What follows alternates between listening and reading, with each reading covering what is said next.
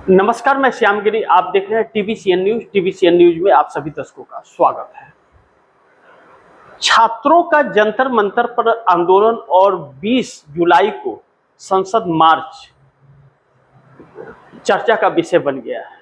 इसलिए भी चर्चा का विषय बन गया है कि छात्रों ने, यानी कि जो युवा पीढ़ी है, जेन जी, इसने इस सरकार को घुटने पर ला दिया और इस सरकार के जो सपने थे उसको चकनाचूर कर दिया। लेकिन उन छात्रों के साथ इस सरकार की बहुत बड़ी साजिश थी, रची गई थी। जो पत्थर गाड़ियों में भर भर करके जगह जगह पर रखे गए थे, वह सब सरकार के षड्यंत्र का एक हिस्सा था।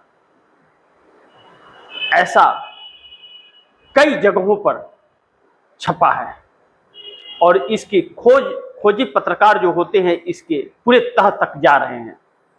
यानी कि छात्रों पर गोलियां चलाना जो पैलेट गन का इस्तेमाल हुआ था, एक सोची समझी रणनीति के तहत हुआ था, हिंसा भड़काने के लिए। यानी कि सरकार ही हिंसा भड़काने का षड्यंत्र रच रही थी, रिपोर्ट के अनुसार यह कहा जा रहा है। ऐसे में संसद चल रहा है और बहस हो रही है, नया कानून बन रहा है और वह गृह मंत्री जो इन सभी चीजों के लिए आदेश दिया था, वह गृह मंत्री भागा हुआ है, संसद से मुंह चुरा करके संसद में आने की जरूरत और हिम्मत नहीं दिखा पा रहा है और प्रधानमंत्री चुप है। यानी कि आप दर्शक इसे यह इस तरह से समझिए कि कितना यह षड्यंत्रकारी एक सरकार है। और राहुल गांधी जिस तरह से हमलावर है, या इंडिया गठबंधन जिस तरह से इस सरकार पर हमलावर है, इस सरकार का आने वाला वक्त क्या होगा यह तो वक्त बताएगा। लेकिन एनडीए गठबंधन के वह घटक दल के नेता जो मुंह में फेविक्विक लगा करके बैठे हुए हैं, लानत है ऐसे नेताओं पर जो एक षड्यंत्रकारी सरकार को बनाए रखने में वह साथ खड़े हैं। लेकिन इस सरकार की बेवसी भी दिख रही है और इस सरकार की लाचारी भी दिख रही है कि जो छात्र इतने आक्रामक हो गए और इतने जागरूक हो गए कि इस सरकार के पसीने छूट गए हैं। लेकिन अब इस देश के सामने इस पाखंडी सरकार का 12 साल का चरित्र जो है और इसकी असली मंशा वह देश के सामने आ गई कि देश की कितनी बड़ी दुश्मन यह सरकार है, कि षड्यंत्र अपने देश के युवाओं के खिलाफ रचती है। लेकिन संसद के अंदर बहस जो हो रहा है उसमें भारतीय जनता पार्टी के नेता गौमूत्र और गोबर की बात करते हैं, वही जो इनके दिमाग में भरा हुआ है। लेकिन इसी बीच कंगना रनौत जो भारतीय जनता पार्टी की सांसद है, जो न 13 में है न 56 में है, वह इन छात्रों को गटर कह रही है। तो ये इन्हें यह याद नहीं है कि सीजीआई ने काकरोच कहा तो वह काकरोच सदन के दरवाजे तक पहुंच गया और गटर कहने का अंजाम क्या होगा। छात्रों में एक आक्रोश भारतीय जनता पार्टी सरकार को लेकर के पनप रही है। लेकिन इसी सरकार के कई मंत्री रडार में आ गए हैं।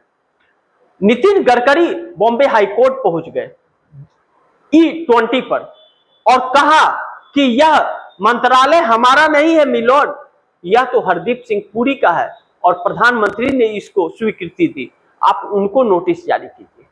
हम तो सड़क में गड्ढे बनाते हैं और गड्ढे में हाईवे बनाते हैं।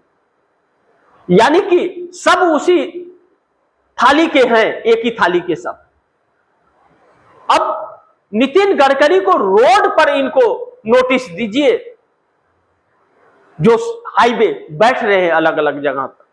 यानी कि पूरी सरकार एक करप्ट ऐसी हो गई है कि इसके चरित्र देश के सामने आ गए। अब जब इस तरह की एक ओझल राजनीति देश के अंदर चल रही है तो इस ओझल राजनीति में उसका शिकार इस देश की जनता हो रही है। इस देश की जनता ने जो इस सरकार को वोट दिए थे और यह सरकार सत्ता में काबिज है 12 सालों से, 24 में इस सरकार को इस देश की जनता ने सबक सिखाया, 240 पे आई। उस 240 में भी 76 सीटें धांधली से जीती गई है, चुनाव आयोग की मदद से जीती गई है, ऐसा एडीआर के संस्थापक प्यारेलाल गर्ग ने पिटीशन में कहा है। अब ऐसे में यह सरकार डरी हुई तो है, लेकिन जनता उससे ज्यादा चिंतित है और होना चाहिए, क्योंकि यह जब तक कुर्सी पे रहेंगे यह देश सुरक्षित नहीं है। यह तो अब पूरी तरह से तस्वीरें साफ हो गई हैं। ऐसे में इंडिया गठबंधन लगातार आक्रामक है और जिस इंडिया गठबंधन को तोड़ने की कोशिश की जा रही थी वह इंडिया गठबंधन अचानक मजबूत हो जाता है। आने वाला 5 राज्यों का चुनाव जो 4-5 महीने के बाद ही नोटिफिकेशन निकलने वाला है, उसको लेकर के यह सरकार चिंतित है कि उन 5 राज्यों में क्या होगा, जिसमें 5 राज्यों में 4 राज्य भारतीय जनता पार्टी के ही हैं। उत्तर प्रदेश, उत्तराखंड, गोवा, मणिपुर जैसे राज्य भारतीय जनता पार्टी के हैं। ऐसे में सरकार एक संकट में है, लेकिन आपस के टकराव भी इनके लगातार बढ़ रहे हैं। नरेंद्र मोदी कब तक प्रधानमंत्री है कुछ कह नहीं सकते, लेकिन अमित शाह शिकंजे में फंस चुके हैं।